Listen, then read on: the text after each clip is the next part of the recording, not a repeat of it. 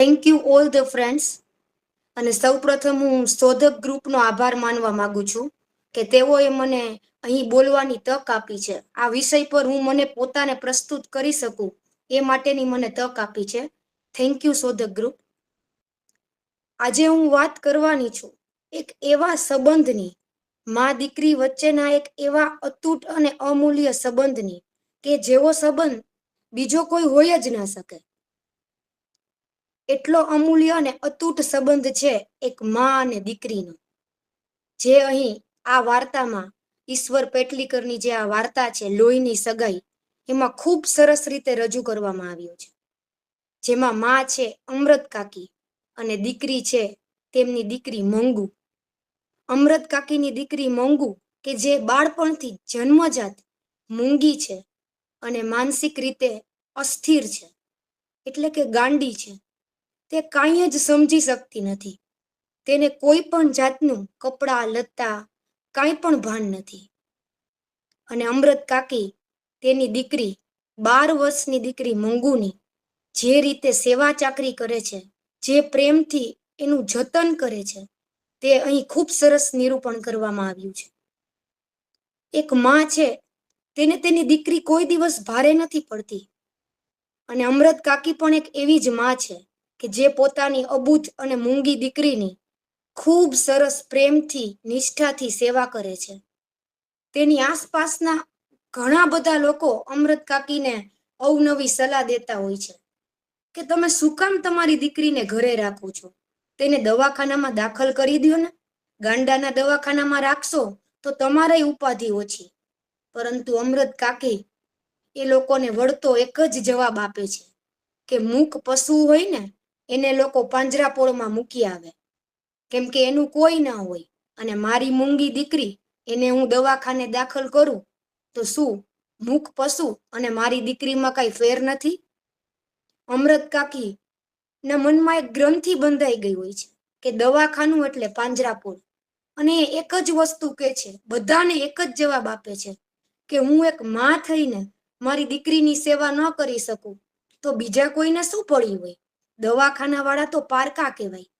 અને જ્યારે તે આ જવાબ આપે છે ત્યારે તેમના જવાબ સામે કોઈ તેમને કશું જ કહી શકતું નથી. અમૃત કાકી જે રીતે તેની નાની નાની વાતોની સાર સંભાળ રાખે છે, મંગુનું ધ્યાન રાખે છે, કારણ કે મંગુ તો કઈ સમજી શકે તેમ જ નથી. તેની બુદ્ધિ તો એક નાના બાળક જેવી છે. એની સેવા કરવાની રીત જોઈને, એ જે રીતે મંગુને લાડ લડાવે છે, તે જોઈને બધા જ તેમના વખાણ કરે છે. અને બધા એકવાર કહી નાખે છે કે જો આવી દીકરી બીજા કોઈના કુખે જન્મી હોય ને તો ક્યારની સુકાઈ ગઈ હોય, અને સુકાઈ ના ગઈ હોય ને તો મરી ગઈ હોય. આવી સરસ તંદુરસ્ત ના હોય.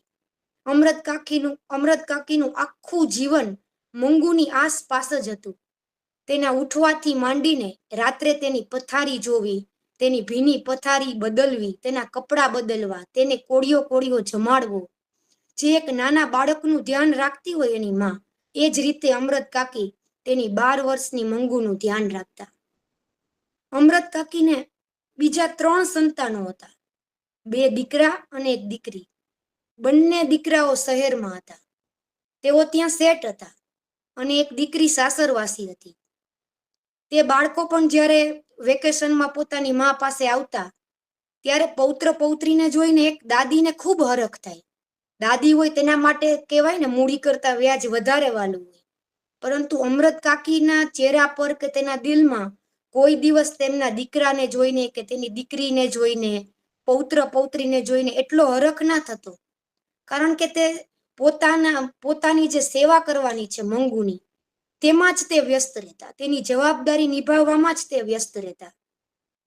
પેલું કહેવાય છે ને કે કોઈ માને 1 બાળક હોય, 2 હોય કે 4 હોય, તેનો પ્રેમ બધા જ બાળક માટે સરખો હોવાનો. પરંતુ કોઈ એક બાળક નબળું હોય ને થોડુંક, તો માં તેને વધારે રાખે, તેની પંપાળ વધારે કરે, તેનું ધ્યાન વધારે રાખે. કારણ કે માને એ વસ્તુની ખબર હોય કે મારું બીજું બાળક જે છે ને એ મારા વિના પણ પોતાનું કામ કરી લેશે, એટલે થોડો એને ઓછો ટાઈમ આપીશ ને તો એ પાછળ નહીં રહી જાય. જ્યારે જે નબળું બાળક છે ને તેને મારી વધુ જરૂર છે, એટલે થોડું વધારે એના પર ધ્યાન આપે. અમૃત કાકી પણ સાથે પણ એવું જ થતું તે મંગુને વધુ રાખતા. અને આમાં એક ખૂબ સરસ વાક્ય કહ્યું છે લેખકે કે અમૃત કાકીનો સમગ્ર માતૃત્વ મંગુ પર અભિષેક કરતું હતું. અમૃત કાકીએ પોતાનું માતૃત્વ મંગુ પર જ ન્યોછાવર કરી નાખ્યું હતું. કારણ કે અમૃત કાકી એ વાત જાણતા હતા કે હું મારા સાજા સરવા દીકરાઓની માં બનીને રહું ને એમાં કઈ મોટી વાત નથી, પરંતુ જે દીકરીને મારી જરૂર છે, જે મારા વિના એક ડગલું પણ માંડી શકે એમ નથી, એને હું ના મૂકી શકું. એના દીકરાઓ અને દીકરી તો એ વાત સમજી ગયા હતા, પરંતુ વહુઓ એ વાત સમજી ના શકતી. એમને ખૂબ માઠું લાગતું કે મમ્મીને પોતાના દીકરાના છોકરાઓનું પણ કાંઈ નથી અને ગાંડા હીરાને અળગો કરતા નથી. એ ગમે તેવું બોલતા, મોઢા ચડાવતા, પરંતુ અમૃત કાકી તે કાંઈ જ ધ્યાનમાં લેતા નહીં. બહારના લોકો ઘણીવાર અમૃત કાકીને ઘણી બધી વસ્તુ ના કહી શકતા, કારણ કે તેઓ અમૃત કાકીનો મંગુ પ્રત્યેનો પ્રેમ પારખી ગયા હતા. પરંતુ અમૃત કાકીની સાસરવાસી દીકરી જ્યારે ઘરે આવતી ને ત્યારે તે તેની માને કહીને, ગમે તેવું કહીને હળવી થઈ જતી. તે તો ત્યાં સુધી તેની માને કહી દેતી કે માં, તે જ મંગુને વધુ ગાંડી કરી નાખી છે. આવડી મોટી 12 વર્ષની છોકરીને કાંઈ ભાન ન પડે, કપડાં કેમ પહેરવા કંઈ જ ખબર નથી પડતી, કપડાં ભીના થઈ જાય છે અને તે એને કાંઈ શીખવાડ્યું નથી. 2 લપડાક મારને તો એ આફુડી સીધી થઈ જાય. અમૃત કાકી તેને કાંઈ ના કહી શકતા. તે તેની દીકરીને એ કહી ન શકતા કે જે મારી દીકરી મંગુ ની બુદ્ધિ 1 વર્ષના બાળક જેવી છે, જે કંઈ સમજી જ નથી શકતી, તેને હું 2 થપ્પડ મારું કે 1 ધબ્બો મારું, તેને શું અસર થવાની? તેને કંઈ ખબર જ નથી, શું ખુશી, શું દુઃખ, શું ગુસ્સો, એ બધાથી પર છે. એને ફક્ત એક જ વસ્તુની ખબર છે કે હું મારી માની સાથે રહું છું અને મારી માં મારી પાસે છે ને ત્યાં સુધી મારે કાંઈ ચિંતા નથી. એક નાનકડું બાળક જેમ પોતાના માના ખોળામાં જઈને હૂંફ અનુભવે છે, બસ મંગુ પણ છેલ્લા 12 વર્ષથી એ જ હૂંફમાં રહે છે. તે એક દિવસ પણ પોતાની માંથી અળગી રહી નથી અને અમૃત કાકીએ પણ તેને 1 મિનિટ પણ પોતાની નજરોથી દૂર કરી નથી. તે તેની દીકરીને કહી નથી શકતા કે મંગુની હાલત શું છે, અને તેની જે દીકરી તેની માને ગમે તેમ કહી જાય છે, પણ વાત વાતમાં તેની દીકરી એક સત્ય હકીકત પોતાની માને કહી દે છે કે અત્યારે તું છો, આવતીકાલે તું નહીં હો ત્યારે તારી મંગુની સેવા કોણ કરશે? તારી મંગુને કોણ આટલું ધ્યાન રાખશે? તારી દીકરી તો પરવશ બની જશે માં. ભાઈ ભાભી કઈ તારા જેટલું મંગુનું ધ્યાન નહીં રાખે. તે તેની ભીની પથારીઓ નહીં બદલે, તે તેના કપડાં નહીં બદલે. થોડું ઘણું શીખેલી હશે તો તે પરવશ નહીં બની જાય. આ એક કરુણ વાસ્તવિકતા અમૃત કાકીના હૃદયના ખૂણેથી તે જાણતા હતા, પરંતુ સ્વીકારવા નહોતા માંગતા કે પોતા પછી પોતાની દીકરીનું જીવન કેટલું પરવશ છે. તે સાંભળીને અમૃત કાકી કાંઈ જ બોલી શકતા નહીં, પરંતુ તેની આંખમાંથી ચોધાર આંસુ ચાલ્યા જતા. અને પોતાની માને રોતા જોઈને સાસરવાસી દીકરી પણ આગળ કંઈ ના કહી શકતી. અમૃત કાકી પણ એ વસ્તુ જાણી ગયા હતા કે પોતા પછી પોતાના દીકરો વહુ તેની દીકરીને રાખે તેમ નથી, કારણ કે સાચું ખોટું પણ એકવાર પણ તેના દીકરા કે વહુએ એવી પહેલ નહોતી કરી કે તમે અમારી ઘરે આવો, રોકાવા આવો, અમે તેનું ધ્યાન રાખીએ. એટલે અમૃત કાકીને ખબર જ હતી કે પોતા પછી મંગુના જીવનમાં અંધારું જ છે, પરંતુ તેઓ એટલું જ વિચારવા માંગતા હતા કે હું છું ત્યાં સુધી મારી દીકરી એક પણ કષ્ટ સહન નહીં કરે. તેને હું કોઈના ભરોસે નહીં મૂકું. દવાખાનામાં તો તેને કોઈ કઈ રીતે રાખે? અને એવો વિચાર આવવો એ સ્વાભાવિક છે. તેમનું હૃદય એક માનું હૃદય હતું, જે પોતાના બાળક માટે હંમેશા સારું જ વિચારી શકે અને હંમેશા ચિંતા પણ કરે જ. અમૃત કાકી પોતાની દીકરી માટે ઘણા બધા મેણા ટોણા બધું સહન કરતા, લોકોની આડી અવડી વાતો પણ અવગણી દેતા અને પોતાનું સમગ્ર ધ્યાન મંગુની સેવા કરવામાં જ કેન્દ્રિત કરતા. અમૃત કાકીને મન મંગુ એ જ એનું સર્વસ્વ બની ચૂકી હતી. અમૃત કાકી મંગુને સાજી કરવા માટે કેટલી દવાઓ કરતા, દેશી વિદેશી ઈલાજો કરતા. કોઈ પણ કાંઈ પણ કહે તે દવા અમૃત કાકી અપનાવી લેતા, તે ઈલાજ પણ તેઓ કરતા. ઘણીવાર તો એવા ઈલાજો તેઓ અપનાવતા કે તે સાંભળીને બીજા લોકો હસવા માંડતા કે અમૃત કાકી તમે કેવું કરો છો, નાના છોકરા જેવી વાતો માનો છો. પરંતુ અમૃત કાકી એક જ વાત કહેતા કે 100 ઈલાજ કરીશ ને એમાંથી એક લાગુ પડી જશે અને મારી દીકરી ડાઈ થઈ જશે. એક માં હોય ને તે પોતાના બાળકને કોઈ દિવસ બીમાર ના જોઈ શકે, કા માંદું ન જોઈ શકે. તેને એમ થાય કે આના કરતા હું બીમાર થઈ જાઉં તો સારું, અને એના માટે તે કોઈ પણ હદે જઈ શકે. અમૃત કાકી નહીં, કોઈ પણ માં, ઇવન ભણેલી ગણેલી મમ્મી હોય ને તો પણ એના દીકરી કા દીકરાને તાવ કા એવું આવી જાય ને સાજું ન થાય ને તો તે લીંબુ મરચાથી તેની નજર ઉતારે. ત્યારે બાળક જે હોય ને તેને એવું થાય કે તું આ શું કરસ, આ શું અંધશ્રદ્ધા બધી કરસ. પરંતુ તે અંધશ્રદ્ધા નથી હોતી, તે માતૃત્વની ચરમસીમા હોય છે. તે એક માં જ સમજી શકે, તેનું હૃદય જ સમજી શકે કે તે એના બાળક માટે કોઈ પણ હદ સુધી વિચારી શકે છે. દોરા ધાગા, નજર ઉતારવી, કાળો ટીલો કરવો, એ બધું એક માં જ કરી શકે. અને એનાથી એને માનસિક રાહત મળે છે કે હવે મારું બાળક છે ને એ સાજું થઈ જશે. એટલે અંધશ્રદ્ધા નથી, પરંતુ એ માતૃત્વ છે. અને અમૃત કાકી પણ આ માતૃત્વ જ નિભાવતા હતા અને અલગ અલગ ઈલાજો ટોટકા બધું જ અપનાવતા હતા. એવામાં કોઈ એકવાર એક સાધુ આવ્યા અને મંગુનો હાથ જોઈને અમૃત કાકીને કહી ગયા કે મંગુ છે ને આવતા માગસર મહિને 14 વર્ષની થશે અને ત્યારે એ ડાઈ થઈ જવાની છે. એ વસ્તુ તો જાણે એ વાત અમૃત કાકીના મનમાં ઘર કરી ગઈ અને તેઓ તો ત્યારથી રાજી રાજી રહેવા માંડ્યા કે હવે મારી મંગુ વરસ દીમાં તો ડાઈ થઈ જવાની છે. અને તેને એ વસ્તુ મગજમાં સ્વીકારી લીધી અને તેઓ તો સપના જોવા માંડ્યા કે બસ હવે મંગુ વરસમાં સાજી થશે અને પછી હું એના લગ્ન કરી દઈશ. મારી મોટી દીકરીના લગ્ન પણ મેં 14 વર્ષે કરી દીધા હતા. મંગુના પણ લગ્ન કરી દઈશ. દેખાવડી તો એ છે જ, ધામધૂમથી લગ્ન કરીશ અને મારી આ ભવની બધી જવાબદારીઓ પૂરી કરીશ. કેવું હોય ને એક માનું હૃદય. એના દીકરી દીકરાઓ માટે, બાળક માટે કેટલા સપના એને જોયેલા હોય અને એ સપનામાં એ પોતે ખોવાઈ જાય છે. અત્યાર સુધી જે એના જોયેલા સપના હતા કે જે જોવાની એમની હિંમત નહોતી થતી, એ એક સાધુ સંતના નાનકડા વાક્યથી કે મંગુ ડાઈ થઈ જશે, હવે એક જ વર્ષમાં તે ડાઈ થઈ જશે, અમૃત કાકી માટે તો માગસર મહિનો જાણે ભગવાન બની ગયો અને તેઓ એ સપના ફરીથી જોવાની હિંમત કરી ચૂક્યા. અને એ સપના જોતા જોતા તે તો ક્યાંના ક્યાં પહોંચી ગયા અને તે મંગુની હાલની સ્થિતિને તો જાણે ભૂલી જ ગયા કે તે કેટલી રીતે માનસિક રીતે અસ્થિર છે. પરંતુ તે તો હવે સપના જોવા માંડ્યા હતા અને મંગુમાં આવતા નાના નાના એવા ફેરફારો કે જે ક્ષણિક હતા. કોઈ વાર મંગુ તેની મમ્મીની વાત સમજી જતી, તેની માં કોઈ વાત કહે કે પાણીનો ગ્લાસ લઈ લે કા મૂકી આવ અને ભૂલ ભૂલમાં રમત રમતમાં એ ગ્લાસ મૂકી દેતી, તો એવી નાનકડી વાત પણ અમૃત કાકીને એક આશા આપી દેતી કે બસ હવે મંગુ ડાઈ થઈ જશે, એને આજે મારી વાત માની. એ સાવ નાનકડી વસ્તુ હતી પણ અમૃત કાકી માટે એક ખૂબ મોટી વાત હતી. અને ખરેખર આવું જ હોય છે. આ મેં પણ અનુભવેલું છે. હું જ્યારે નાની હતી ને ત્યારે મારી મમ્મી જોબ કરતા અને હું બીજા ત્રીજામાં હતી અને ઘરે આવી અને હું સીધો મમ્મીને ફોન કરું અને મારી સ્કૂલમાં નાની એવી એક્ઝામ હોય, સિમ્પલ મંથલી ટેસ્ટ, અને હું મમ્મીને ફોનમાં કહું કે મમ્મી મને એમાં 25માંથી 25 માર્ક આવ્યા, તો મારા મમ્મી એટલા હરખાઈ જતા. ત્યારે મને એમ થતું કે આમાં શું આટલું બધું હરખાવાનું હોય. અને સાંજે ઘરે આવીને પણ એ મારા માટે નાનકડી ચોકલેટ લઈ આવતી. મારા નાનીનો, મામાનો જેનો પણ ફોન આવે ને તેમાં કહેતા કે ઢીંગલીને તો આજે 25માંથી 25 માર્ક આવ્યા. કારણ કે એ વસ્તુ મારા માટે નાની હતી, પરંતુ એ નાનકડી વસ્તુ પણ આપણી મા માટે ખૂબ મોટી હોય છે.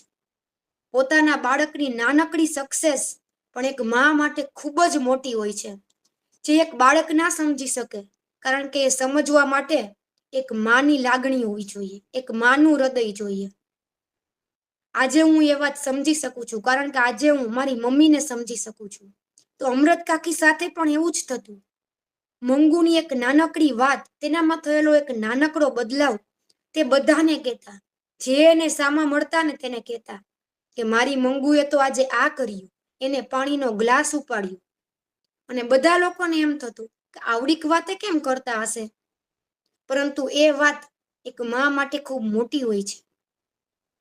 ને અમૃત કાકી પણ એ જ અનુભવતા.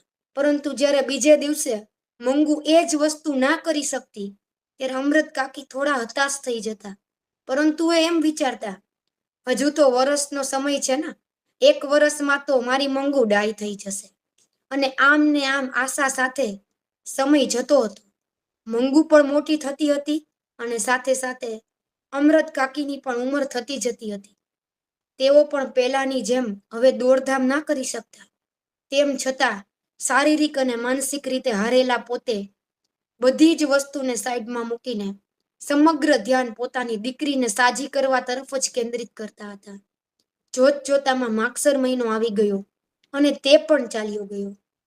અમૃત કાકીની આશા જાણે તૂટી ગઈ. તેઓ તૂટતા જતા હતા, કારણ કે તેમને આશા હતી કે તે સાજી થઈ જશે. તેમને માંડ માંડ હિંમત કરીને જોયેલું સપનું કે મંગુ ડાય થઈ જશે, તે હવે તૂટતું જતું હતું. એવામાં બીજા માઠા સમાચાર મળ્યા કે તેમના પડોશમાં જ રહેતી મંગુ જેટલી ઉંમરની જ એક દીકરી કુસુમ, કે જે શહેરમાં અભ્યાસ કરતી, તે અચાનક જ તેનું માનસિક સંતુલન ગુમાવી બેઠી. તે ગાંડી બની ગઈ અને મંગુની જેમ જ પોતાનું બધું જ ભાન ગુમાવી બેઠી છે.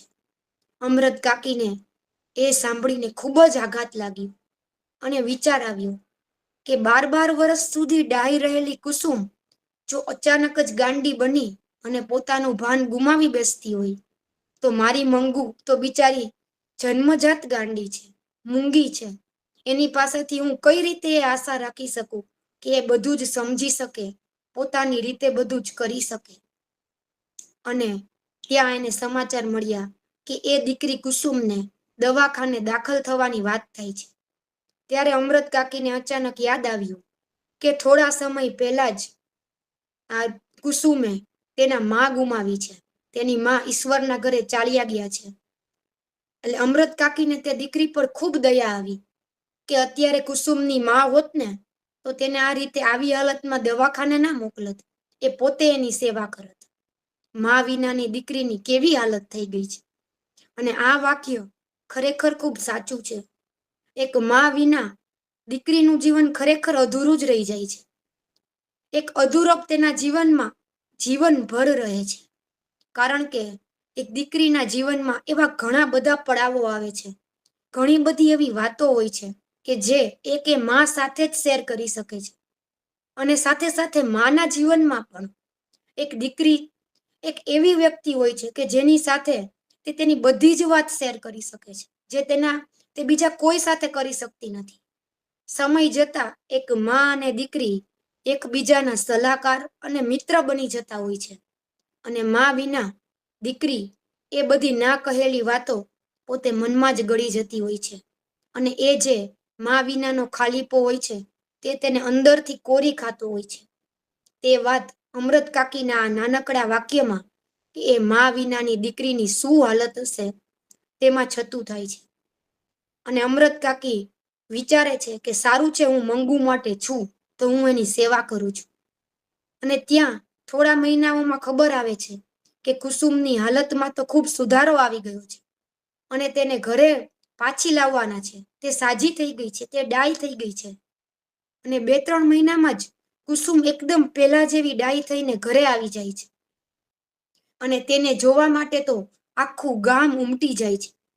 કુસુમ પેલા જેવી થઈ ગઈ, કુસુમ ડાય થઈ ગઈ. અને બધા તેની ઘરે જાય છે કુસુમને જોવા માટે. અને અમૃત કાકી પણ ઉત્સાહમાં તેની પાસે જાય છે. તેને પણ હરખ થાય છે કે વાહ, કુસુમ ડાય થઈ ગઈ. અને સૌની મોખરે તે પણ કુસુમને જોવા જાય છે. અને કુસુમને પહેલાની જેમ જ ડાહી જોઈને તેઓ પણ હરખાઈ જાય છે.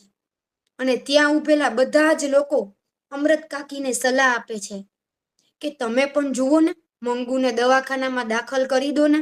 આ કુસુમની જેમ મંગુ પણ ડાય થઈ જાય તો તમે એકવાર એને મોકલી તો જુઓ. અને પહેલી વાર અમૃત કાકી તે લોકોનો વિરોધ નથી કરતા અને શાંતિથી તેમની સલાહ સાંભળે છે. બીજે દિવસે તેઓ કુસુમને પોતાને ઘેર બોલાવી લે છે અને તેની સાથે વાત કરે છે. કુસુમ પોતાની સાથે બનેલી બધી જ વાતો અમૃત કાકીને કરે છે. અમૃત કાકીને ઘણું બધું દવાખાના વિશે જાણવું હોય છે, કારણ કે તેમના મનમાં એક ગ્રંથિ બંધાઈ ગઈ હોય છે કે દવાખાનું એટલે પાંજરાપોળ. પરંતુ કુસુમની વાતો સાંભળીને તેમને ઘણો સંતોષ થાય છે કે ત્યાંના લોકો ખૂબ સારા છે, ખૂબ સારી રીતે દર્દીઓનું ધ્યાન રાખે છે. એટલે અમૃત કાકી વિચારે છે કે ક્યાંક મંગુના નસીબમાં પણ એવું તો લખેલું નહીં હોય ને કે દવાખાને જઈને જ તે સાજી થાય. પરંતુ બીજી જ ક્ષણે એને વિચાર આવે છે કે ના, મારી મૂંગી દીકરી તો કાંઈ બોલી પણ નથી શકતી.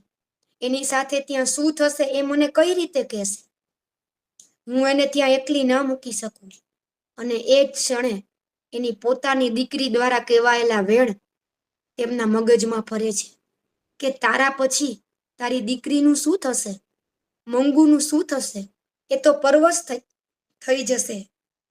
એનું ધ્યાન કોણ રાખશે? અને એ વિચારો તેમના મનમાં ભ્રમણ કર્યા કરે છે. અમૃત કાકી વિચારે ચડી જાય છે અને એક ઘડી તેમના મનમાં વિચારે આવે છે કે મારા ગયા પછી મારા દીકરાઓ મંગુને હોસ્પિટલમાં લઈ જશે અને ત્યાં મંગુ રોતી હશે, મને યાદ કરતી હશે, પરંતુ તેને મનાવવા માટે હું નહીં હોઉં, તેને સમજાવવા માટે હું નહીં હોઉં, ત્યારે એનું શું થશે? અને એ વિચારે છે કદાચ મંગુને હું દવાખાનામાં મૂકી દઉં અને થોડી ઘણી ડાય થઈ જાય અને કાં તો ત્યાં રહેવા ટેવાઈ જાય, તો જ્યારે મારો જીવ જાય ત્યારે મને એટલી તો ધરપત રહે કે મારી દીકરીનું મારા સિવાય ધ્યાન રાખનારું કોક પારકું પણ છે. કારણ કે પોતાનાથી તો આશા એમને ઘણા વખતથી છૂટી ગઈ છે. ત્યારે એને પહેલી વાર કુસુમની વાત સાંભળીને એક આશા બંધાઈ છે કે કદાચ કોક પારકું એવું મળી જાય દવાખાનામાં કે જેના ભરોસે મારો જીવ જાય ત્યારે હું એક ટાઢક અનુભવું કે મારી દીકરી પરવશ નથી. જે રીતે પોતાની સાસરવાસી દીકરી કહીને ગઈ હતી કે તારા પછી મંગુના જીવનમાં અંધારું છવાઈ જશે, એ વાત તેમને રિયલમાં સાચી લાગવા માંડી. હકીકતને તે સ્વીકારવા માંડ્યા અને તેમને નક્કી કર્યું કે હું જાઉં એ પહેલા મંગુ જો ત્યાં સેટ થઈ જાય, તેને હોસ્પિટલમાં ફાવવા માંડે, તો મારો જીવ શાંતિથી જઈ શકે. કારણ કે તેના ભાઈ ભાભીઓ તેને સાચવે એવા ના હતા અને પોતા વિના મંગુ પણ કંઈ કરી શકે તેમ ન હતી. તે પણ એક નરી વાસ્તવિકતા હતી. અને એ વિચારમાં ને વિચારમાં અમૃત કાકી પોતાના મોટા દીકરાને પત્ર લખી નાખે છે અને જણાવી દે છે કે તું અહીં આવી જા.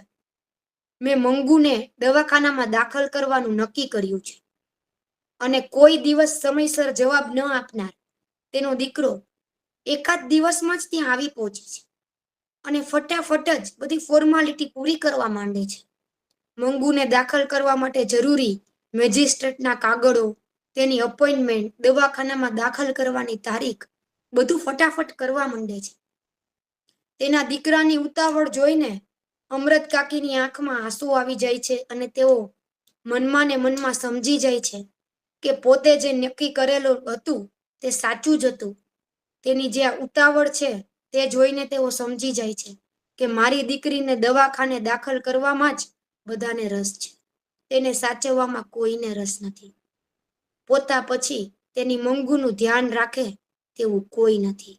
અને એ પરવશતા તેમને અંદરથી ચોધાર આંસુએ રડાવી દે છે. એ પરવશતામાં ને પરવશતામાં તેઓ એક નિર્ણય તો લઈ લે છે કે હું મંગુને દાખલ કરી દઈશ. પરંતુ નિર્ણય લીધા બાદ તેઓને અફસોસ થાય છે કે ક્યાંક તેમને ઉતાવળ તો નથી કરીને. મંગુને દાખલ કરવામાં તેમને ખૂબ ઉતાવળ કરી નાખી છે. અત્યારે આટલો શિયાળો છે, બિચારી મંગુને તો એ પણ ભાન નથી પડતી કે ઠંડી લાગે તો ચાદર ઓઢવી જોઈએ. બિચારી ઠંડીમાં ઠૂઠવાઈને પડી રહેશે. અહીંયા તો હું એનું 2-2 કલાકે ચાદર ઓઢાડી દઉં છું. એ બિચારીને તો ઝાડો પેશાબનું પણ ભાન નથી. પથારી ભીની કરશે તો શું કરશે? આખી રાત ઠંડામાં સૂઈ રહેશે તો સવારે તાવ ચડી જશે. એની પથારી કોણ બદલશે? ત્યાંના સ્ટાફને તો શું ચિંતા હોય? એ કઈ થોડું આપણી જેમ ધ્યાન રાખે. એની માં જેને પડતી મૂકી દે છે, બીજા એનું શું કરવાના? આ વિચારમાં ને વિચારમાં અમૃત કાકી સૂઈ પણ નથી શકતા અને જીવી પણ નથી શકતા. તેઓ સતત એ જ વિચારમાં રહે છે કે તેમનાથી ઉતાવળ થઈ ગઈ. જો ઉનાળામાં દીકરીને મૂકી હોત તો એટલીસ્ટ ઠંડી લાગવાની તો ન રહેત, એ ચિંતા તો ન રહેત.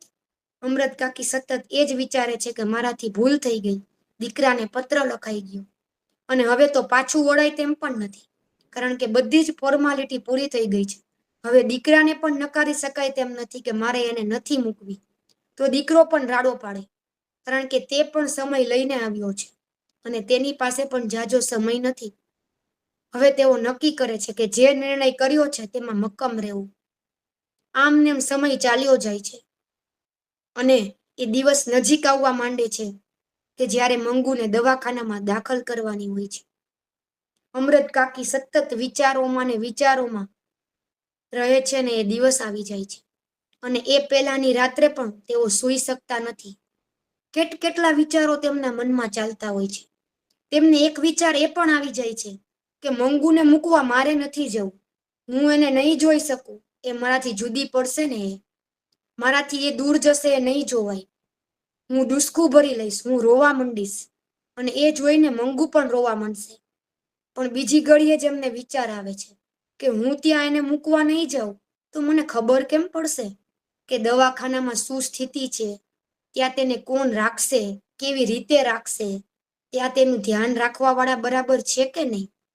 અને તેઓ છેલ્લે એમ વિચારીને મનને વાળે છે કે ત્યાં સારું નહીં હોય ને તો એને પાછી ઘરે લઈ આવીશ, એમાં શું છે. આમ ને આમ અનેક વિચાર વંટોળ તેના મનમાં ચાલ્યા કરે છે અને ચાલે પણ ખરી જ ને. તે એક માં છે. એક નાનકડું બાળક હોય ને, સાજું સારું બાળક, તેને પણ પહેલી વાર જ્યારે કોઈ માં નર્સરીમાં મોકલે કે પ્લે હાઉસમાં મોકલે ને, ત્યારે કેટલી વાર સ્કૂલના ટીચરને, ત્યાંના આંટીસને બધાને પૂછતા હોય છે કે બાળકને સમયસર નાસ્તો તો આપશો ને, તેમને શું જવું હોય તો તેમને લઈ તો જાશો ને, તેને કઈ પ્રોબ્લેમ તો નહીં થાય ને, તેની યારે જોશથી તો નહીં બોલો ને. કેટલા ક્વેશ્ચન તેના ટીચરને પૂછતા હોય છે અને ત્યારે તેને તેના બાળકને ફક્ત એક જ કલાક પોતાથી અળગું કરવાનું હોય છે. તો પણ તેના મનમાં વિચારોનું વંટોળ ચાલતું હોય છે કે મારું બાળક હેરાન નહીં થાય ને. જ્યારે આ માં અમૃત કાકીને તો પોતાની દીકરી કે જે મૂંગી છે અને અબૂધ છે તેને પોતાથી અળગી કરવાની છે. તેના મનમાં તો કેટલા વિચારો ચાલતા હશે, એને કેટલી ચિંતા થતી હશે, એ તો એક ખરેખર માં જ સમજી શકે. તેની સાથે શું થશે, તે પોતાના વિના શું કરશે. જ્યારે પહેલી વાર પોતાના બાળકને પ્રવાસમાં કે એમ મોકલવાનું હોય ને, ચોથા પાંચમામાં બાળક આવે, હું તમને મારી જ વાત કરું, જ્યારે હું પ્રવાસમાં જતી ને, પ્રવાસ સવારથી સાંજનો જ હોય અને પહેલી વાર જ્યારે ટીચરની પાસે બાળકને મૂકવા જાય ને મમ્મી, ત્યારે કેટલું તેને પૂછે કે તમારી બસ કેટલા વાગે ઉપડશે, કેટલા વાગે પાછી આવશે. એનું જે બેગ પેક કરે ને બાળકનું, એમાં પણ મમ્મી કેટલું બધું ચેક કરે કે રૂમાલ તો મૂક્યો છે ને, જમવાનું તો મૂક્યું છે ને, સાબુ તો મૂક્યો છે ને, તેને આ તો જરૂર નહીં પડે ને, પાણીની બોટલ તો છે ને, આ તો છે ને. ટીચરના નંબર માગી લે, વચ્ચે વચ્ચે 2-3 વાર ફોન કરે કે બરાબર તો છે ને, રસ્તામાં એને પ્રોબ્લેમ તો નહીં થાય ને. જ્યારે આમને તો તેમની દીકરીને હંમેશ માટે દવાખાનામાં મૂકવાની હતી અને એ પણ એવી દીકરીને કે જેને આજ સુધી અળગી નથી કરી, કે જે દીકરીએ આજ સુધી પોતાની માતાનો ખોળો નથી છોડ્યો, જે કઈ પોતાની માના સિવાય કઈ સમજી જ શકતી નથી, જેને બહારની દુનિયા જોઈ નથી. તો એ માની કેટલી કપરી સ્થિતિ હશે એ તો અમૃત કાકી જ સમજી શકે અને કાં તો એક માં સમજી શકે. અમૃત કાકીના મનમાં ઘણા બધા વિચારો ચાલતા હોય છે. તે વિચારોમાં ને વિચારોમાં સવાર પડી જાય છે અને મંગુને જવાનો સમય આવી જાય છે. તેઓ મંગુને સરસ મજાના નવા કપડાં પહેરીને તૈયાર કરે છે. મંગુને સરસ માથું ઓળી આપે છે, તેનો સામાન તૈયાર કરે છે અને મંગુ તો જાણે ક્યાંક બહાર ફરવા જવાનું હોય તેવા ઉત્સાહમાં એક પતંગિયાની જેમ ઉછાંછડી બનીને આટા મારતી હોય છે. તેને કંઈ જ ખબર નથી કે તેની સાથે શું થવા જઈ રહ્યું છે. તે તેની માંથી જુદી થવા જઈ રહી છે. તે કાંઈ જ સમજી શકે તેમ નથી અને તે કાંઈ નથી સમજતી તે વસ્તુથી અમૃત કાકીનું હૈયું કપાતું જતું હોય છે. જ્યારે એક નાનું બાળક હોય ને, 1 વર્ષનું, તેને હોસ્પિટલ દેખાડવા લઈ જવાનું હોય કાં કોઈ વેક્સિન મુકાવા જવાનું હોય, ત્યારે એ સમજતું નથી હોતું કે તેને ડોક્ટર પાસે લઈ જઈએ છીએ. તેને કોઈ પણ ઘરે તૈયાર કરે અને શૂઝ ને એવું પહેરાવે ને, એટલે એ બાળકને એમ જ લાગે છે કે મારે બાબા જવાનું છે. અને એ બાળક હસતું હસતું તૈયાર થઈ જાય છે અને ઘરના લોકોની પહેલા જ દરવાજે પહોંચી જાય છે કે મારે બાબા જવાનું છે. બસ એવો જ ઉત્સાહ મંગુનો હોય છે, કારણ કે તેની બુદ્ધિ એકાદ વર્ષના બાળક જેટલી જ તો હતી. તેને એમ જ થાય છે કે મારે બાબા જવાનું છે, બહાર જવાનું છે. અને બીજી એને એ વસ્તુની ધરપત હોય છે કે મારે મારી મા સાથે બહાર જવાનું છે. કોઈ પણ બાળક સાથે જ્યારે તેની મા હોય ને, ત્યારે તેને બીજા કોઈની જરૂર નથી પડતી. કારણ કે એક નાના બાળક માટે કે મોટા માટે એક માની હૂંફથી વિશેષ બીજું કંઈ નથી હોતું. અને એમાં પણ જ્યારે બાળક સાવ નાનું હોય ત્યારે તે સતત તેની માની હૂંફ ઝંખે છે, તેનો માનો ખોળો ઝંખે છે. અને મંગુને પણ એ જ છે કે મારી મા તો મારી સાથે છે ને, પછી ગમે ત્યાં જવાનું હોય, શું ફેર પડવાનો? માનો હાથ પકડેલો છે, પછી કાંઈ જ નથી મારા માટે અઘરું. એટલે મંગુને એમ જ છે કે મારે મારી મા સાથે બહાર જવાનું છે. જ્યારે અમૃત કાકીને એ વાતનું દુઃખ છે કે મારે મારી દીકરીને તેની માથી જુદી કરવાની છે, અળગી કરવાની છે. તેઓ માંડ માંડ પોતાના પર કાબુ મેળવીને, પોતાની લાગણીઓ પર કાબુ મેળવીને મંગુ અને પોતાના મોટા દીકરાની સાથે ઘરને તાળા દે છે અને ઘરની બહાર નીકળે છે. ઘરની બહાર નીકળતા જ તેમના પાડોશીઓ પણ મંગુને વિદાય કરવા બહાર ભેગા થઈ ગયા હોય છે. અમૃત કાકી મંગુની સામે જોઈને તેના માથે હાથ ફેરવે છે અને તે ઘરમાં મંગુ સાથેના પોતાના સંસ્મરણોને વાગોળે છે. અને એ વાગોળતા વાગોળતા જ તે તેના શરીરનું સંતુલન ખોઈ બેસે છે. અને જેવા જમીન પર પટકાવા જાય છે એ પહેલા જ તેનો દીકરો તેને સંભાળી લે છે. અને અમૃત કાકી પોતાના ઘૂંટણે પગ દઈને માંડ માંડ ઘોડાગાડીમાં ચડે છે. અને ઘોડાગાડીમાં પણ રસ્તામાં તેની આસપાસ બેઠેલા લોકો ને જ્યારે ખબર પડે છે કે આ દીકરી તો ગાંડી છે, આ છોકરી ગાંડી છે, ત્યારે તેને હસી પાત્ર બનાવી દે છે. ઘણા લોકોની એ માનસિકતા જ હોય છે કે જ્યારે તેમને ખબર પડે ને કે સામેનું જે માણસ છે તે શારીરિક, માનસિક કે આર્થિક રીતે પોતાથી નબળું છે, ત્યારે પોતાનો જે કોન્ફિડન્સ હોય ને એ વધુ વધી જાય છે. અને તે એક પણ મોકો મૂકતો નથી સામેવાળાને ઉતારી પાડવાનો. પરંતુ તે વસ્તુ ભૂલી જાય છે કે તેમાં સામેવાળાની નહીં, પણ પોતાની માનસિકતા છતી થતી હોય છે. પોતાથી નબળા લોકોનું પણ આત્મસન્માન ખવાય નહીં, તેનું સતત ધ્યાન રાખવું જોઈએ. તે વસ્તુ આજકાલ ઘણા લોકો ભૂલી જતા હોય છે. અને મંગુ સાથે પણ એવું જ થતું. તેની માનસિક સ્થિતિ નબળી હતી. તે જ્યારે લોકો જોતા ત્યારે બહુ જ એની મજાક ઉડાવવા માંડતા, તેની હાંસી ઉડાવતા, તેને ગમે તેમ બોલતા. અમૃત કાકી તેની દીકરી વિરુદ્ધનું કાંઈ પણ સાંભળી શકતા નહીં અને ચલાવતા પણ નહીં. પરંતુ એ દિવસે અમૃત કાકીને કોઈ પણ વાતમાં રસ નહોતો.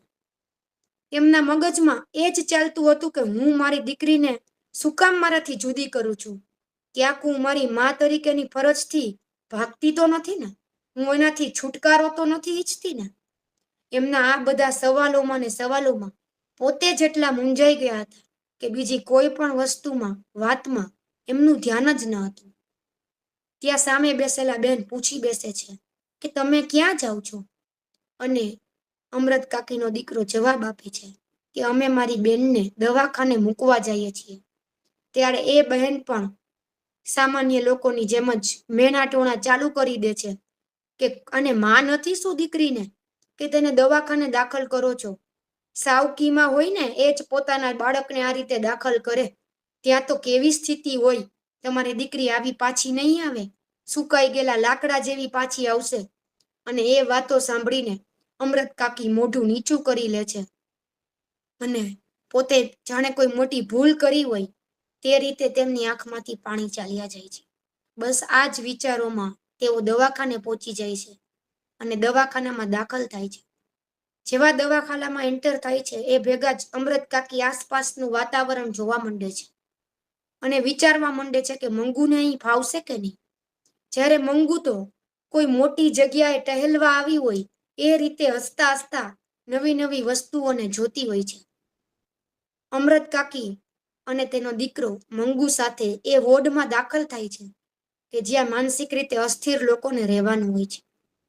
ત્યાં અમૃત કાકીનું ધ્યાન મંગુ જેવા જ એવા ઘણા લોકો પર જાય છે કે જેઓ ત્યાં ઓલરેડી દાખલ હોય છે. તેઓ પ્રત્યેનું ત્યાંના સ્ટાફનું વર્તન જોઈને અમૃત કાકીને થોડો સંતોષ થાય છે કે અહીં સારા લોકો છે, પ્રેમથી સારી રીતે બધાને રાખે છે. અને અમૃત કાકીનું ધ્યાન મંગુ પર જાય છે. અને જ્યારે તેનું ધ્યાન મંગુ પર જાય છે ત્યારે તેમની આંખમાંથી વિના કહે પાણી નીકળી જ જાય છે. ત્યાં જ ત્યાંની મેટ્રન કે જેઓએ મંગુને દાખલ કરવાની હોય છે, પોતાની પાસે રાખવાની હોય છે, તેઓ અમૃત કાકી પાસે આવે છે અને મંગુને હાથ પકડીને કહે છે કે બેના, તું અમારી પાસે રહીશ ને? અને મંગુ તો જ્યારે કંઈ જાણતી જ ન હોય એ રીતે મોઢું હલાવીને હા પાડે છે. અમૃત કાકીના મનમાં મંગુને લઈને કેટલા સવાલો હોય છે, કેટલી ચિંતાઓ હોય છે. એ બધી જ ચિંતા તેમના સવાલોમાં છતી થતી હોય છે કે અહીં મંગુનું ધ્યાન તો રખાશે ને? તેને તમે જમાડશો તો ખરી ને? અને છેલ્લે તે એક વાક્ય બોલે છે, મારી દીકરી છે ને સાહેબ, એક મૂક પશુથી પણ વધુ અબૂધ છે. એને મૂક પશુ જેટલી પણ ખબર નથી પડતી. તમે તેનું ધ્યાન તો રાખશો ને? તેને ટાણે ટાણે મોઢામાં કોળીઓ દેજો હો, નહીતર ઈ ભૂખી સૂઈ જશે. સામેથી નહીં માગે. રાતે પથારી ભીની કરશે ને તો ઈ બોલી તો શકતી નથી. તમે જોજો હો, એની પથારી બદલશો ને? અને એ નર્સ, એ મેટ્રન જાણે એક માનું હૃદય જાણી ગઈ હોય એ રીતે અમૃત કાકીના બધા જ સવાલોના પ્રેમથી જવાબ દેતી હતી, જેથી અમૃત કાકીને થોડો ઘણો સંતોષ થતો હતો કે મારી દીકરીનું અહીં ધ્યાન રખાશે. હજુ અમૃત કાકીના મનમાં ઘણા બધા સવાલો હતા કે જે તેઓ પૂછતા હતા અને ઘણા પૂછ્યા વગરના સવાલો પણ તેમના મનમાં હતા. કેટલું પૂછવું, કેટલું ન પૂછવું તે જાણી શકતા ન હતા કે હું કઈ રીતે એને અહીંયા મૂકીને જઈશ. આ લોકો એનું ધ્યાન રાખી શકશે કે નહીં? અને એક બાજુ મંગુ કે જે આ બધી જ વસ્તુથી અજાણ છે, તે એક અલગ જ દુનિયામાં હતી. તેને એમ હતું કે અહીં તેને ફરવા માટે લઈ આવ્યા છીએ. તે બધા સાથે હસીને વાતો કરતી હતી. અને ત્યાં જ અમૃત કાકી મંગુના માથે હાથ રાખીને મંગુને લઈ જતા હતા તે પહેલા જ તેને ભેટીને રડી પડ્યા. તેમને આક્રંદથી આખી હોસ્પિટલનો સ્ટાફ પણ રડી પડ્યો. અમૃત કાકીએ જે રુદન કર્યું તે માતૃત્વનું રુદન હતું. તેની દીકરીનો વિયોગ, તેની ચિંતા તેમનાથી સહન નતા થતા. તે તેના આક્રંદમાં છતું થતું હતું. હોસ્પિટલના લોકો પણ એકબીજા સાથે વાત કરતા હતા કે આટલા વર્ષોમાં ઘણા બધા લોકો પોતાના સ્વજનને અહીં મૂકવા આવ્યા છે, પણ આટલી હદનું રુદન, આટલી કરુણતા પેલા કોઈ દિવસ નથી જોઈ. અને જોઈ પણ ક્યાંથી હોય? આ તો એક માનું રુદન હતું. એક માનું રુદન જે તેની દીકરીને પોતાથી જુદી થતા જોઈ નહોતી શકતી, જેનાથી એ સ્વીકારાતું નહોતું કે હવેથી એની દીકરી એનાથી જુદી થઈ રહી છે. એને ચિંતા હતી, એના રુદનમાં એ ચિંતા હતી કે પોતાની દીકરીનું શું થશે. એક અફસોસ હતો કે પોતે પોતાની દીકરીને પોતાનો જીવ ન જાય ત્યાં સુધી પોતાની પાસે રાખવાના હતા. એક નિર્ધાર કર્યો હતો, એ તૂટી ગયો છે. અને એ રુદન બાદ એક મેટ્રન, એ ડોક્ટર બધા જ અમૃત કાકીને સમજાવે છે કે તમે ચિંતા ના કરો બા, તમે એમ જ વિચારો કે તમારી દીકરી અહીંયા એની મા પાસે જ છે, તમારા દીકરાના ઘરે જ છે. અને અમૃત કાકી મનમાં એ જ વિચારતા હતા કે દીકરાની ઘરે હોત તો ક્યાં ચિંતા હતી, પરંતુ દીકરા રાખે એવા નથી એટલે તો પારકા પાસે મૂકી જઉં છું. અને એ જે પરવશતા હતી તે તેમને અંદરથી કોરી ખાતી હતી. પરવશતા છે ને એ માણસને ખરેખર ખૂબ જ નબળું પાડી દે, કારણ કે પરવશતા ખૂબ ખરાબ છે. જે અમૃત કાકી અનુભવતા હતા કે જો મંગુનું કોઈ ધ્યાન રાખે તેમ હોત, પોતા પછી તેના દીકરાઓ વહુએ એ જવાબદારી લઈ લીધી હોત, તો તેની દીકરીએ કે પોતાને આ દિવસ ન જોવો પડ્યો હોત. પરંતુ પોતાની ગાંડી અને મૂંગી દીકરીની જે પરવશતા છે કે પોતા પછી તેનું કોઈ નથી, જેથી તેને ગાંડાના દવાખાનામાં અજાણ્યા લોકો પાસે મૂકવી પડે છે, એ તેમને અંદરથી કોરી ખાતી હતી. અને બીજી એને એ વસ્તુનું દુઃખ હતું કે પોતાની દીકરીને એ વસ્તુનું ભાન પણ નથી કે તેને હવે તેની માં નહીં મળે, તેની માનો ખોળો નહીં મળે, તેની હૂંફ નહીં મળે. તેને હવે એકલા પોતાની જિંદગી પસાર કરવાની છે. અમરત કાકી અંદરથી એ વસ્તુ જાણતા જ હતા કે મંગુ ડાય તો નથી થવાની, પરંતુ એને હવે પોતાની રીતે કામ કરતા શીખવાનું છે, અને જે તે કરી શકે તેમ નથી એ પણ તે જાણતા હતા. કારણ કે જે વસ્તુઓ ડોક્ટરો ન જાણી શકે ને એ એક માં જાણી લેતી હોય છે. એ જાણતા હતા કે મંગુની હાલત તો આ જ રહેવાની છે, પરંતુ ફક્ત પોતા માટે થઈને, મંગુ માટે થઈને, કે તેના જીવનમાં અંધારું ના છવાય છે, કારણ કે પોતાના જીવનો ભરોસો નથી, એટલા માટે જ તેમને એને અહીં મૂકી છે. એ વસ્તુ તેમને ખૂબ જ ચિંતા કરાવતું હતું કે મંગુ શું કરશે. અને એ ચિંતામાં જ ત્યાંની મેટ્રન મંગુનો હાથ પકડીને તેનું ધ્યાન ડાયવર્ટ કરીને તેને અંદર લઈ જાય છે. અને મંગુ એક વાર પણ પાછળ ફરીને તેની માને જોતી પણ નથી, કારણ કે તેને ખબર જ નથી કે તેને ક્યાં લઈ જાય છે, તેની સાથે શું થાય છે. અને તે દરવાજામાં ચાલી જાય છે, અને અમરત કાકી એ દરવાજામાં જ્યાં સુધી મંગુ દેખાતી બંધ ન થાય ત્યાં સુધી એને જોયા કરે છે, અને તેમની આંખોમાંથી અશ્રુ વયા કરે છે. અને જેવી તે દરવાજામાંથી દેખાતી બંધ થાય છે, એ ખાલી દરવાજાને પણ ઘણી ક્ષણો સુધી અમરત કાકી જોયા જ કરે છે. અને બસ એ દરવાજાનો ખાલીપો પણ એ જ ક્ષણથી અમરત કાકીના જીવનમાં પણ છવાઈ જાય છે. અમરત કાકી ખરડાતા પગે પોતાના મોટા દીકરાની સાથે તેનો હાથ પકડીને દવાખાનામાંથી બહાર નીકળે છે, અને ઘોડાગાડીમાં પોતાના ઘર ભણી જવા માંડે છે. રસ્તામાં પણ તેમની આંખોના આંસુ રોકાતા નથી, અને કેટલા બધા પોતા દ્વારા ના પૂછાયેલા પ્રશ્નો તેમના મનમાં ફર્યા કરે છે. અને તેઓ વિચારે છે, આ પૂછી લીધું હોત તો સારું હતું, મારે આ પૂછવાનું રહી ગયું. અને તેમને એ જ વિચાર આવે છે કે મંગુ રોતી તો નહીં હોય ને, એ બિચારી બોલશે પણ શું, એને મારી યાદ આવશે તો એ મારો અવાજ પણ કેમ ન સાંભળશે, એ કહેશે કોને, એની અબૂધ ભાષા, એની મૂક ભાષા કોણ સમજી શકે એવું ત્યાં છે. એની માએ જ એને પોતાથી અળગી કરી દીધી, જે એનું જીવન હતું. એક એની માં જ તો હતી જે એને છેલ્લા 12 વર્ષથી સમજી શકતી, સાંભળી શકતી, એ મૂંગી મંગુને સમજી શકતી. હવે એને કોણ સમજશે. રસ્તામાં પણ લોકો પૂછે છે કે તમે કોઈ પોતાનાને ગુમાવ્યું છે બા, તમે કેમ આટલા રોવો છો. ત્યારે અમરત કાકી મનમાં ને મનમાં કહે છે કે મેં મારો આત્મા ગુમાવ્યો છે, જેને હું દવાખાને મૂકીને આવી છું. હવે અમરત કાકીમાં કાંઈ બચ્યું નથી. અમરત કાકીનું તો ખાલી એક આ ગરઢું શરીર જ રહ્યું છે. અને અમરત કાકી એ ખરડાતા શરીરે ઘેર પહોંચે છે. ઘેર પહોંચતાની સાથે જ તેમના પાડોશીઓએ તેમના માટે જમવાનું તૈયાર રાખ્યું હોય છે, અને કહે છે કે હાલો અમરત કાકી જમી લો. પરંતુ અમરત કાકીનો ઉદાસ ચહેરો જોઈને કોઈ તેમને આગ્રહ નથી કરી શકતું, કારણ કે જ્યારે કોઈ પોતાનું સ્વજન ગુમાવ્યું હોય ને ત્યારે કઈ રીતે માણસ તૂટી જાય ને એ આઘાત અમરત કાકીના ચહેરા પર સાફ સાફ દેખાતો હતો. અમરત કાકીનો અવાજ પણ જાણે મંગુની સાથે જ ચાલ્યો ગયો હતો. અમરત કાકી મૂંગે મોઢે કાંઈ બોલ્યા વગર સીધા પોતાની ઓરડીમાં ચાલ્યા જાય છે, અને પોતાના ખાટલામાં બેસીને એની બાજુનો ખાલી પડેલો ખાટલો કે જ્યાં તેઓ મંગુને સુવાડતા એ જોવે છે. અને ચોધાર આંસુએથી મંગુનો ખાલી ખાટલો પણ ભીંજાઈ જાય છે. અમરત કાકી રોજ રાતે મંગુ સમજે કે ના સમજે તેને કહેતા, બહુ પથારી ભીની ના કરતી હો, અને ચાદર ઓઢી રાખજે, પથારી ભીની કરને તો મને ઉઠાડજે, એટલે તારે ભીનામાં સૂતું ન રહેવું પડે. એવું રોજ કહીને સૂતા, પરંતુ મંગુ સમજતી નહીં. અને આજે પણ અમરત કાકી એ જ શબ્દ બોલે છે. એ ખાલી પથારી પર હાથ ફેરવે છે અને બોલે છે, મંગુ ત્યાંના લોકોને કહેજે હો કે તારી પથારી ભીની થઈ ગઈ છે, અને કપડાં ભીના થાય ને તો સૂતી ન રહેતી, ચાદર ઓઢી રાખજે, ત્યાં તને ઘડી ઘડી કોઈ નહીં ઓઢાડે.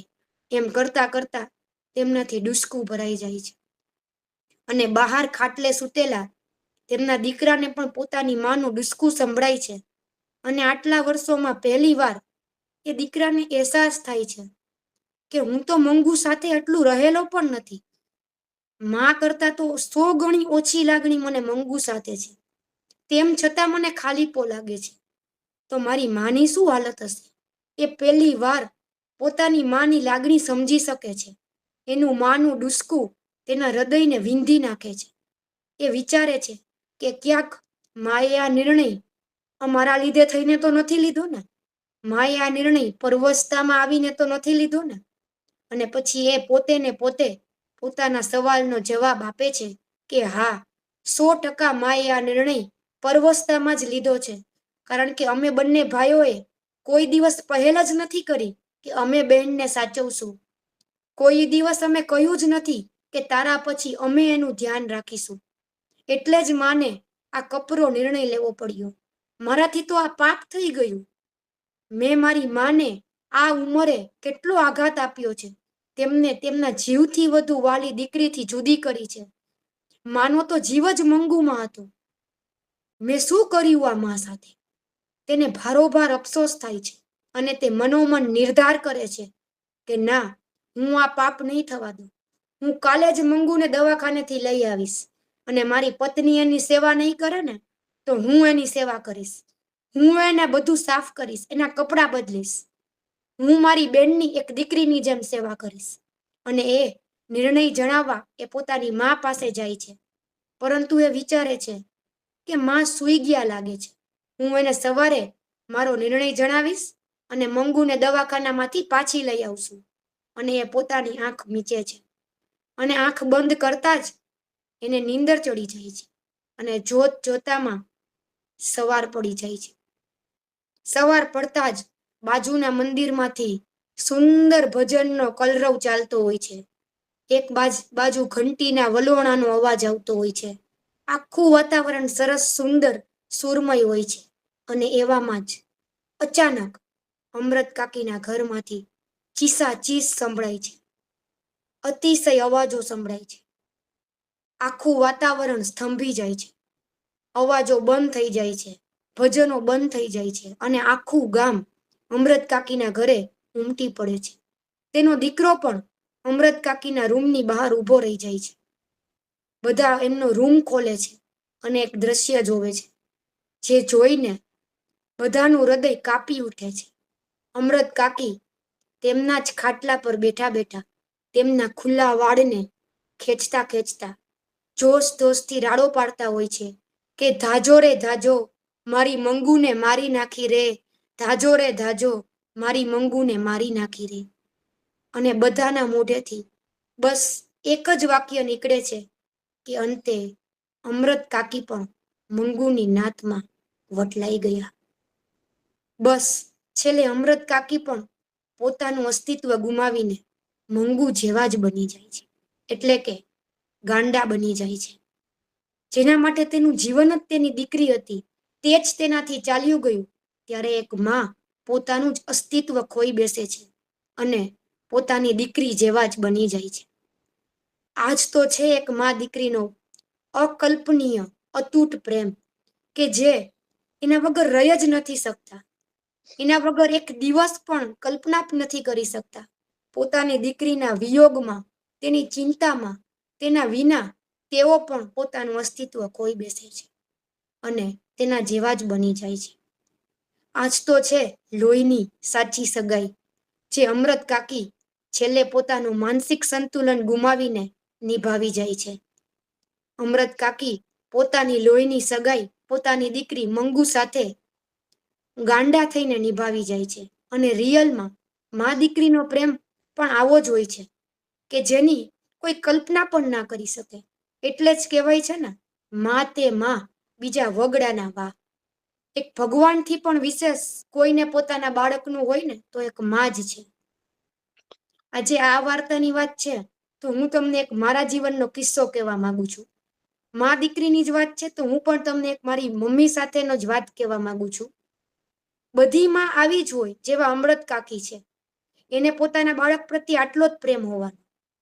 હું પોતે સીએ છું અને જ્યારે મારી ફાઇનલની એક્ઝામ હતી, છેલ્લા મારે 4 પેપરની જ એક્ઝામ બાકી હતી અને મને હજુ પણ યાદ છે કે મારી સોમવારથી એક્ઝામ ચાલુ થતી હતી અને શુક્રવારે સાંજે જ અચાનક મારો જમણો હાથ એકદમ પકડાઈ ગયો અને મારા હાથથી હું લખી નહોતી શકતી.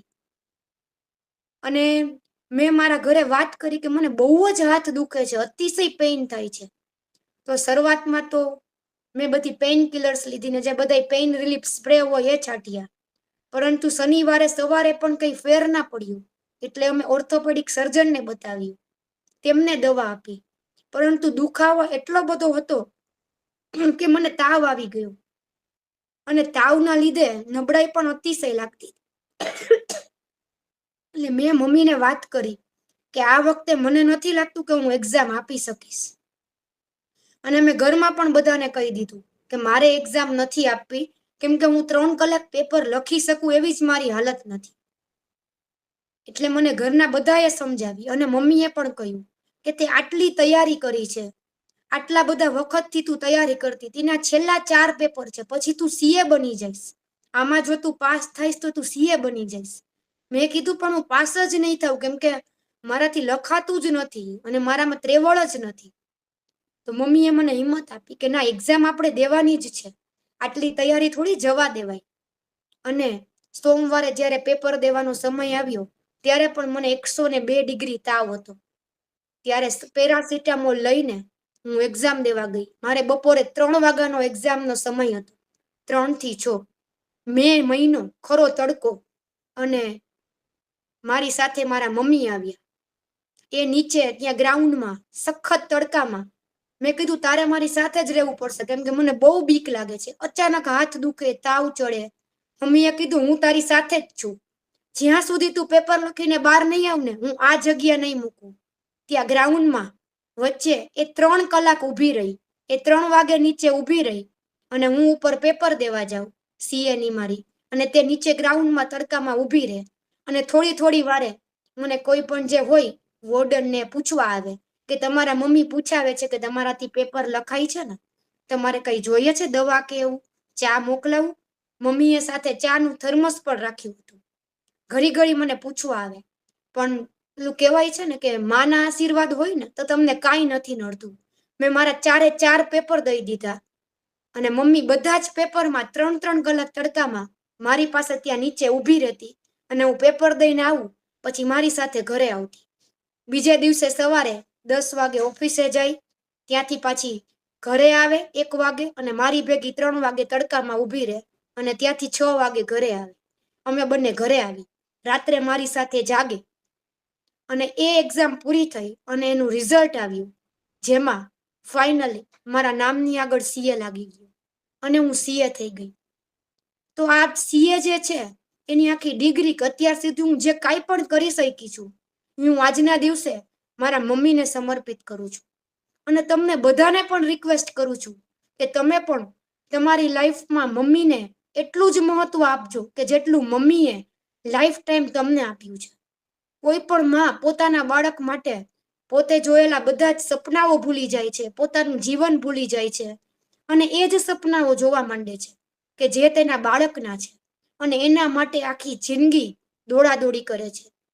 તો તમે પણ એટલીસ્ટ થોડો સમય તો તમારા મમ્મીને આપજો. તેના માટે એ જ પૂરતું છે કે તમે તેને થોડો સમય આપો, તેની બાજુમાં બેસો, તેને સાંભળો, તેને સમજો. બસ આટલું કરજો અને તમારી લોહીની સગાઈ તમારી માં સાથેની નિભાવજો. આ સાથે જ હું આજનું મારું સેશન પૂરું કરું છું.